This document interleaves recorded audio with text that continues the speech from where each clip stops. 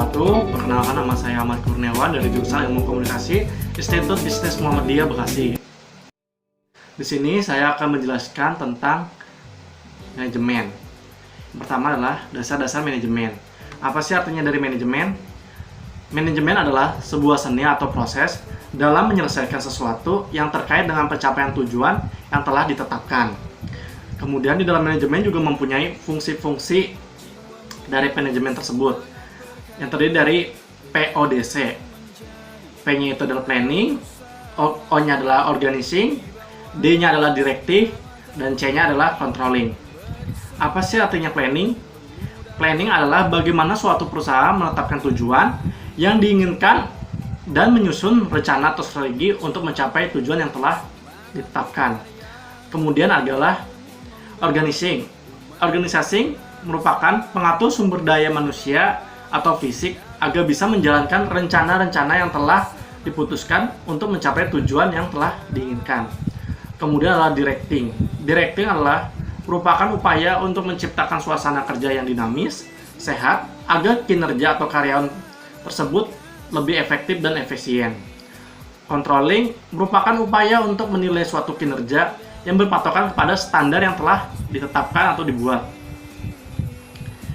Kemudian, fungsi operasional dari manajemen bisnis diantaranya adalah manajemen sumber daya manusia, manajemen produksi, manajemen pemasaran, manajemen keuangan, dan manajemen informasi.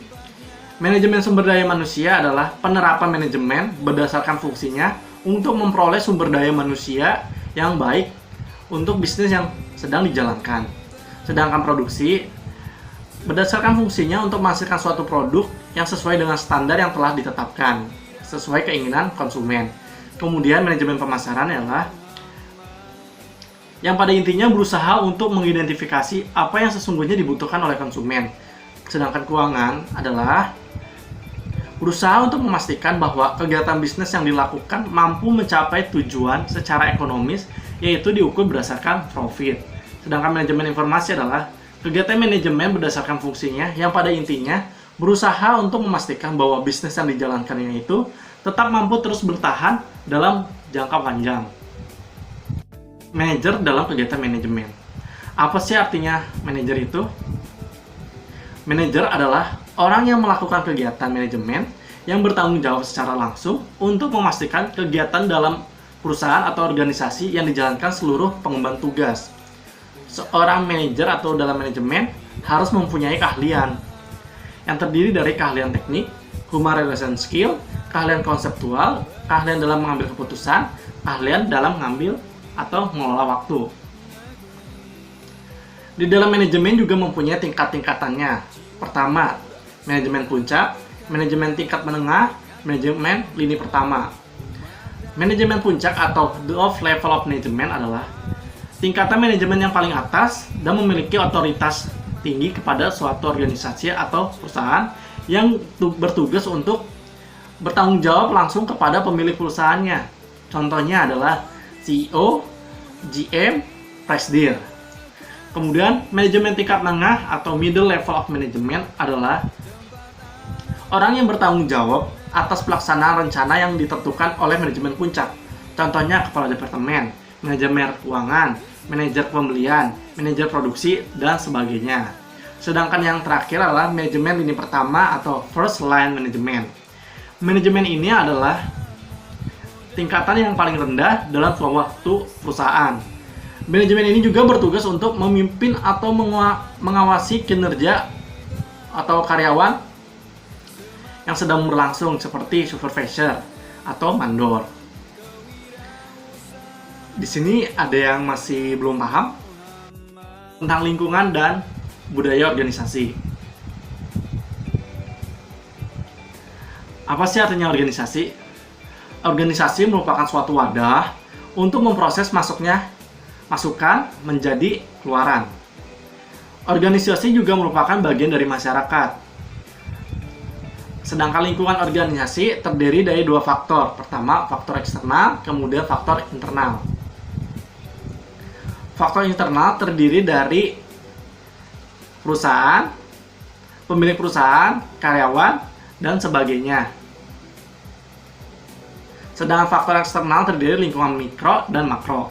Lingkungan mikro seperti pesaing, langganan, penyedia, lembaga keuangan, perwakilan pemerintah.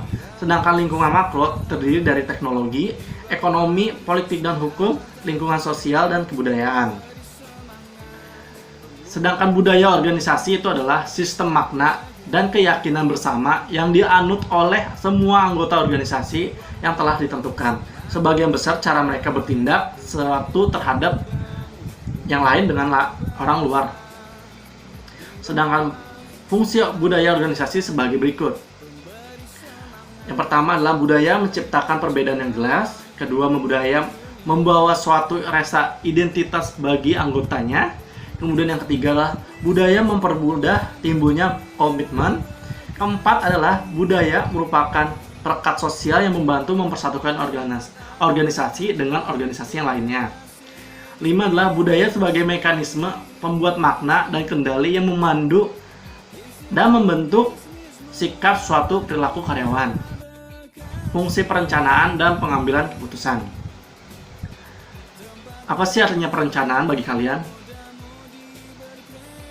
Menurut saya, perencanaan merupakan proses penetapan tujuan dari suatu organisasi atau membuat strategi pencapaian tujuan organisasi serta langkah-langkah teknis yang dilakukan sehingga tujuan dari perusahaan tersebut akan tercapai. Di dalam perencanaan juga mempunyai syarat-syaratnya. Yang pertama adalah harus faktual atau realistis, kemudian harus logis dan rasional, harus fleksibel, harus komitmen, dan yang terakhir harus komprehensif. Perencanaan juga dibedakan menjadi 3 bagian, berdasarkan ruang lingkupnya, berdasarkan tingkatannya, dan yang terakhir berdasarkan jangka waktunya. Berdasarkan ruang lingkupnya terdiri dari rencana strategis, rencana taktis, dan rencana terintegrasi. Rencana strategis adalah perencanaan yang di dalamnya terdapat uraian mengenai kebijakan jangka panjang dan waktu pelaksanaannya yang lama. Sedangkan rencana taktis adalah rencana yang di dalamnya terdapat uraian kebijakan yang bersifatnya jangka pendek. Sedangkan rencana terintegrasi adalah perencanaan yang di dalamnya terdapat penjelasan secara menyeluruh dan sifatnya terpadu. Yang kedua, perencanaan berdasarkan tingkatannya. Pertama adalah rencana induk, rencana operasional, rencana harian. Rencana induk dibahas tentang kebijakan organisasi yang di dalamnya terdapat tujuan jangka panjang dan ruang lingkupnya sangat luas. Rencana operasional adalah rencana yang berfokus pada pedoman atau petunjuk pelaksanaan program-program si organisasi tersebut. Sedangkan rencana harian adalah perencanaan yang di dalamnya terdapat aktivitas harian yang bersifatnya rutin. Sedangkan ketiga, perencanaan berdasarkan jangka waktu. Dibagi menjadi 3. Yang pertama adalah rencana jangka panjang, jangka menengah, jangka pendek. Rencana jangka panjang yang pertama adalah perencanaan yang dibuat dalam kurun waktu 10-25 tahun ke depan. Sedangkan yang menengah, perencanaan yang dibuat berlaku untuk jangka waktu 5-7 tahun ke depan. Sedangkan jangka pendek adalah perencanaan yang dibuat dalam hanya berlaku selama kurang lebih 1 tahun. Di dalam perencanaan juga mempunyai alat-alatnya, seperti bagan arus, bagan gat, atau jaringan per. Setelah kita merencanakan sesuatu, baru kita ngambil keputusan. Pengambilan keputusan atau menyelesaikan masalah harus mengetahui masalah dan penyebabnya. If we fail to identify the problem, we will fail to solve a problem. Kedua, menentukan faktor penyebabnya. Ketiga, pendekatan dalam penyelesaian masalah. Keempat adalah pengambil keputusan atau alternatif penyelesaian masalah tersebut. Bagaimana sih cara proses pengambil keputusan? Proses pengambilan keputusan adalah dengan cara investigasi situasinya, penentuan alternatifnya, 3. Implementasi dan pengawasan, keempat, penilaian alternatif, baru penentuan keputusannya. Kemudian kita lanjut ke manajemen strategis perusahaan. Apa sih arti pengertian dari strategi tersebut? Strategi adalah rencana komprehensif untuk mencapai tujuan dari sebuah organisasi yang untuk mempertahankan keberlangsungan organisasi tersebut disebanding dengan para pesaingnya. Di dalam strategi juga mempunyai komponen-komponennya yang terdiri dari kompetensi yang berbeda, ruang lingkupnya, distribusi sumber daya manusianya. Kompetensi yang berbeda yaitu sesuatu yang dimiliki perusahaan di mana perusahaan tersebut melakukan dengan baik disebanding dengan perusahaan lainnya. Sedangkan ruang lingkupnya, lingkungan di mana organisasi atau perusahaan tersebut beraktivitas melakukan kegiatan. Distribusi sumber daya manusia, bagaimana sih perusahaan tersebut memanfaatkan, mendistribusikan sumber daya yang telah dimilikinya. Jenis strategi terbagi menjadi 3 bagian sesuai menurut Graffin. Menjadi strategi tingkat perusahaan, strategi tingkat bisnis, strategi tingkat fungsional. Strategi pada tingkat perusahaan atau corporate level strategy adalah strategi yang dilakukan perusahaan sehubungan dengan persaingan antara perusahaan dalam sektor bisnis yang dijalankan secara keseluruhannya. Sedangkan strategi pada tingkat bisnis atau business level strategy adalah alternatif strategi yang dilakukan oleh perusahaan berhubungan dengan pesaing bisnis yang dijalankan hanya beberapa jenis. Sedangkan yang ketiga, strategi pada tingkat fungsional atau functional level strategy adalah strategi perusahaan pada bagian pemasaran, khususnya pada bidang periklanan. Gimana sih cara melakukan manajemen strategi? Melakukan manajemen strategi terdiri dari penyusunan strategi, kemudian